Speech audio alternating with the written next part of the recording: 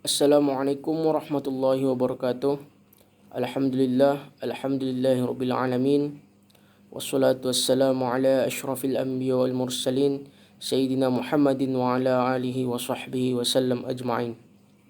Yang saya hormati Bapak dosen pengampu mata kuliah mediasi hukum keluarga, yaitu Bapak Dr. Khairul Mufti Rambe MHI, dan yang saya sayangi teman-teman seperjuangan sekalian.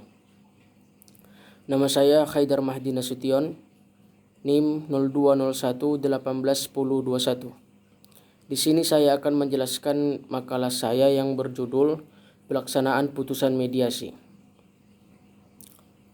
Persengketaan yang terjadi pada masyarakat dapat diselesaikan melalui dua cara, yaitu litigasi dan non-litigasi, yang dimana litigasi merupakan suatu proses penyelesaian perkara melalui jalur pengadilan. Sedangkan non-litigasi merupakan suatu proses penyelesaian perkara yang dilaksanakan di luar pengadilan. Yang dimana penyelesaian perkara perdata melalui litigasi diharapkan menjadi solusi terbaik bagi masyarakat untuk memperoleh kepastian hukum dengan berdasarkan asas sederhana, cepat, dan biaya ringan. Mahkamah Agung menerbitkan Perma nomor 1 tahun 2016, yang dimana menurut ketentuan pasal 4 ayat 1 yang berbunyi, semua sengketa perkara yang masuk ke pengadilan termasuk perkara perlawanan atau putusan first take dan perlawanan pihak berperkara maupun pihak ketiga terdapat pelaksanaan putusan yang telah berkekuatan hukum tetap. Wajib terlebih dahulu diupayakan penyelesaian melalui mediasi, kecuali ditentukan lain berdasarkan peraturan Mahkamah Agung ini. Kesepakatan memegang peran penting dalam proses terbentuknya suatu kontrak. Terjadinya kesepakatan antara para pihak apabila terdapat kesesuaian antara penawaran dan penerimaan. Ada beberapa teori yang berusaha untuk menjelaskan terjadinya kesepakatan. Yang pertama adalah teori kehendak atau wills theory, yang dimana menurut teori ini, faktor yang menentukan adanya perjanjian adalah kehendak. Meskipun demikian, terdapat hubungan yang tidak dapat dipisahkan antara kehendak dan pernyataan. Sedangkan yang kedua adalah teori pernyataan atau verklaring theory, yang dimana teori ini berpendapat bahwa pembentukan kehendak terjadi dalam ranah kejiwaan seseorang, sehingga pihak lawan tidak mungkin mengetahui apa yang sebenarnya terdapat di dalam benak seseorang. Dengan demikian, suatu kehendak yang tidak dapat dikenali oleh pihak lain tidak mungkin menjadi dasar dari terbentuknya suatu perjanjian. Yang ketiga yaitu teori kepercayaan atau Vertrouwens theory, yang dimana teori kepercayaan ini menyebutkan bahwa mengatasi kelemahan dalam teori pernyataan. Oleh karena itu, teori ini juga dapat dikatakan sebagai teori pernyataan yang diperlunak. Menurut teori ini, tidak semua pernyataan melahirkan perjanjian. Suatu pernyataan hanya akan melahirkan perjanjian apabila pernyataan tersebut menurut kebiasaan yang berlaku di dalam masyarakat menimbulkan kepercayaan bahwa hal yang dinyatakan memang benar dikehendaki. Yang selanjutnya kita akan membahas tentang tinjauan umum tentang mediasi dan peraturan Mahkamah Agung Republik Indonesia nomor 1 tahun 2016. Yang pertama adalah prosedur mediasi di pengadilan. 1. Alur administrasi mediasi. Adapun alur administrasi mediasi ini yaitu para penggugat atau pemohon awalnya membuat surat gugatan yang kemudian didaftarkan di kepanitiaan pengadilan, yang dimana setelah itu para penggugat atau pemohon akan membayar panjar biaya perkara dan diberikan nomor register perkara. Setelah itu, panitera akan memberikan gugatan tersebut kepada ketua pengadilan agama, yang kemudian akan menunjuk majelis hakim yang akan memeriksa perkara tersebut. Pada umumnya, di pengadilan agama, hari sidang pertama Hakim mewajibkan para pihak menempuh mediasi sesuai dengan pasal 17 ayat 1. Yang dimana setelah itu hakim memeriksa perkara, menjelaskan prosedur mediasi kepada para pihak sesuai dengan pasal 17 ayat 6 dan 7 dan terbentuk dalam tertulis serta setelah itu akan ditandatangani oleh para pihak. Hakim pemeriksa perkara mewajibkan para pihak untuk memilih mediator pada hari itu juga atau paling lama 2 hari, yang dimana ini sesuai dengan pasal 20. Para pihak menyampaikan pilihan kepada hakim pemeriksa perkara, kemudian akan ditunjuk mediator oleh ketua majelis melalui surat penetapan pemilihan mediator. Yang selanjutnya, hakim pemeriksa perkara akan melakukan hal tersebut melalui panitera pengganti. Setelah itu, para pihak atau penggugat atau pemohon akan didaftarkan di sekretariat mediasi dan dikenai jasa sesuai dengan kesepakatan. Pada hari itu juga diadakan pertemuan dengan mediator dengan para pihak yang bersengketa, utamanya pihak prinsipal. Proses mediasi dilakukan selama 30 hari, sesuai dengan pasal 24 ayat 2 dan dapat juga diperpanjang dengan waktu 30 hari. Berkaitan dengan materi mediasi, tidak terbatas pada posita dan petitum kegiatan dengan pasal 25 ayat 1. Jika terjadi kesepakatan, maka gugatan tersebut dapat dirubah hari itu juga. Yang dimana mediasi ini dapat dikatakan berhasil apabila mencapai kesepakatan yang dibuat secara tertulis dan ditandatangani para pihak dan mediator dan mohon dikuatkan menjadi akta perdamaian. Sedangkan dikatakan mediasi berhasil, sebagian maupun tidak berhasil atau tidak dapat dilaksanakan juga harus melaporkan secara tertulis, yaitu pada majelis hakim pemeriksa melalui panitera pengganti perkara. Yang selanjutnya yaitu jenis perkara yang wajib menempuh mediasi. Pada dasarnya, setiap sengketa perdata yang diajukan ke pengadilan agama, termasuk perkara perlawanan atau putusan verstek dan perlawanan pihak berperkara maupun pihak ketiga terhadap pelaksanaan putusan yang telah berkekuatan hukum tetap, wajib terlebih dahulu diupayakan penyelesaian melalui mediasi. Akan tetapi, ada beberapa sengketa yang dikecualikan dari kewajiban penyelesaian melalui mediasi, yang dimana 1. Sengketa yang pemeriksaannya di persidangan ditentukan tenggang waktu penyelesaiannya dalam ketentuan peraturan perundang-undangan, yaitu seperti permohonan pembatalan putusan arbitrase. Yang kedua, sengketa yang pemeriksaannya dilakukan tanpa hadirnya penggugat atau tergugat yang telah dipanggil secara patut. Yang ketiga, gugatan balik atau rekonvensi dan masuknya pihak ketiga dalam suatu perkara. Yang keempat, itu sengketa mengenai pencegahan, penolakan, pembatalan, dan pengesahan perkawinan. Yang kelima, yaitu sengketa yang diajukan ke pengadilan agama setelah diupayakan penyelesaian di luar pengadilan atau yang kita sebut tadi dengan jalur non-litigasi melalui mediasi dengan bantuan mediator bersertifikat yang terdapat di pengadilan setempat tetapi dinyatakan tidak berhasil berdasarkan pernyataan yang ditandatangani oleh pihak dan mediator bersertifikat. Tetapi walaupun demikian, sebagaimana tersebut di atas dikecualikan dari kewajiban mediasi.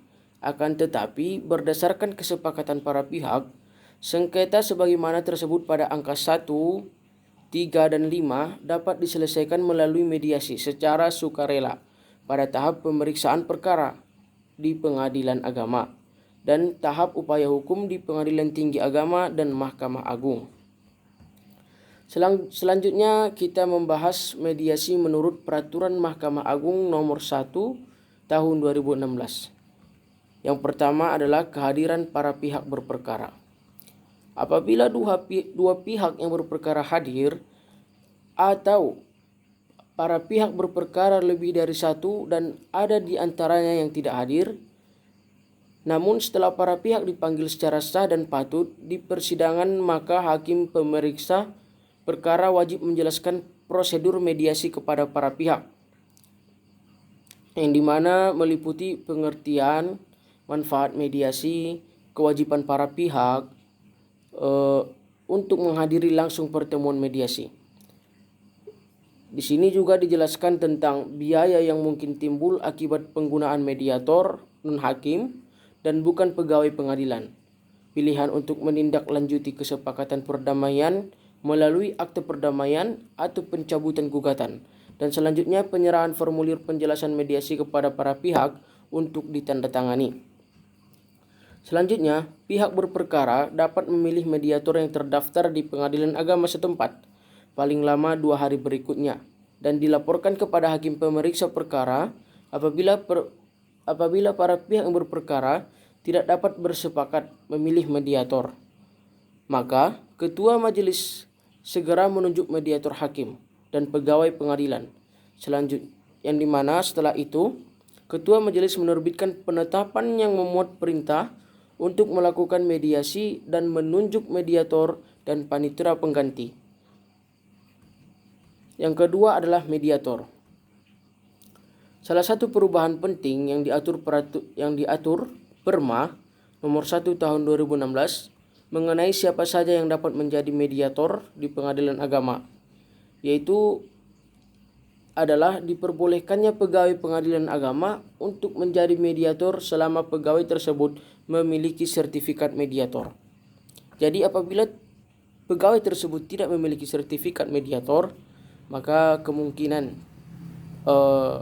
sang pegawai tersebut tidak dapat untuk menjadi mediator. Pada dasarnya, setiap mediator, baik hakim maupun non-hakim, harus memiliki sertifikat sebagai mediator. Akan tetapi, Perma nomor 1 tahun 2016 khusus mediator hakim dapat dikecualikan apabila tidak ada mediator yang bersertifikat atau terdapat keterbatasan jumlah mediator yang bersertifikat. Yang ketiga, kita akan membahas tentang proses mediasi, yang dimana mediator yang ditunjuk menentukan hari dan tanggal pertemuan mediasi.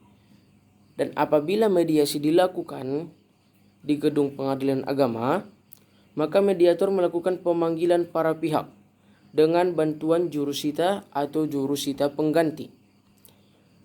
Kemudian, para pihak wajib menghadiri secara langsung pertemuan mediasi dengan atau tanpa didampingi oleh kuasa hukum, kecuali ada alasan sah seperti kondisi kesehatan yang tidak memungkinkan hadir dalam pertemuan mediasi berdasarkan surat keterangan dokter, di bawah pengempuan, mempunyai tempat tinggal kediaman atau kedudukan di luar negeri, atau menjalankan tugas negara, tuntutan profesi, atau pekerjaan yang tidak dapat ditinggalkan.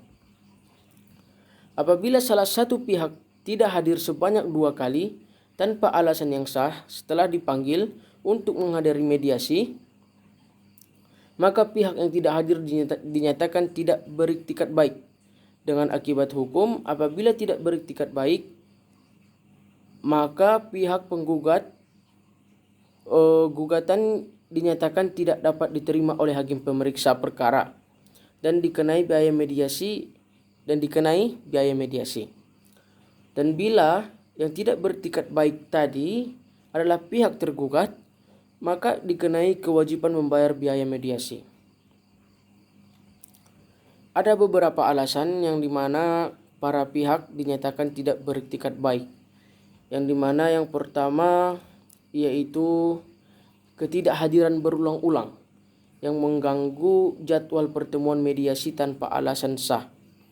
Maka apabila salah satu pihak tersebut tidak menghadiri suatu proses mediasi itu tanpa memberikan suatu alasan yang sah, maka dia dapat dikatakan tidak beriktikat baik. Yang kedua yaitu menghadiri pertemuan mediasi tetapi tidak mengajukan dan atau tidak menanggapi resume perkara pihak lain. Ini juga sudah jelas dikatakan tidak beriktikat baik karena tidak menunjukkan kebesaran jiwa terhadap lawan ataupun yang berperkara. Yang ketiga yaitu tidak menandatangani konsep kesepakatan perdamaian yang telah disepakati tanpa alasan sah. Setelah itu, paling lambat 5 hari setelah penetapan penunjukan mediator, pihak berperkara menyerahkan resume perkara kepada mediator dan pihak lawan. Selanjutnya mediasi dilaksanakan selama 30 hari kerja, dan atas dasar kesepakatan para pihak jangka waktu mediasi dapat diperpanjang selama 30 hari kerja dengan cara mediator mengajukan permohonan perpanjangan jangka waktu mediasi kepada hakim pemeriksa perkara yang disertai dengan alasan. Mediator dalam menjalankan fungsinya harus melaksanakan langkah-langkah sebagaimana tersebut pada pasal 14 Perma nomor 1 tahun 2016 sebagai berikut. Yang pertama, memperkenalkan diri dan memberi kesempatan kepada para pihak untuk saling memperkenalkan diri. Yang kedua, menjelaskan maksud, tujuan, dan sifat mediasi kepada para pihak. Yang ketiga, menjelaskan kedudukan dan peran mediator yang netral, tidak mengambil keputusan yang tidak netral. Yang keempat yaitu membuat aturan pelaksanaan mediasi bersama para pihak. Yang kelima, menjelaskan bahwa mediator dapat mengadakan pertemuan dengan satu pihak tanpa kehadiran pihak lainnya atau kaukus. Yang keenam, menyusun jadwal mediasi bersama para pihak. Yang ketujuh, mengisi formulir jadwal mediasi. Yang kedelapan, memberikan kesempatan kepada para pihak untuk menyampaikan permasalahan dan usulan perdamaian. Yang selanjutnya yaitu menginventarisasi permasalahan dan mengagendakan pembahasan berdasarkan skala prioritas. Selanjutnya, memfasilitasi dan mendorong para pihak untuk menelusuri dan menggali kepentingan para pihak, mencari berbagai pilihan penyelesaian yang terbaik bagi para pihak, bekerja sama mencapai penyelesaian. Selanjutnya, membantu para pihak dalam membuat dan merumuskan kesepakatan perdamaian. Selanjutnya, yaitu menyampaikan laporan keberhasilan, ketidakberhasilan, dan atau tidak dapat dilaksanakannya mediasi kepada hakim pemeriksa perkara. Selanjutnya, yaitu menyatakan salah satu atau para pihak tidak beriktikat baik dan menyampaikan kepada hakim pemeriksa perkara.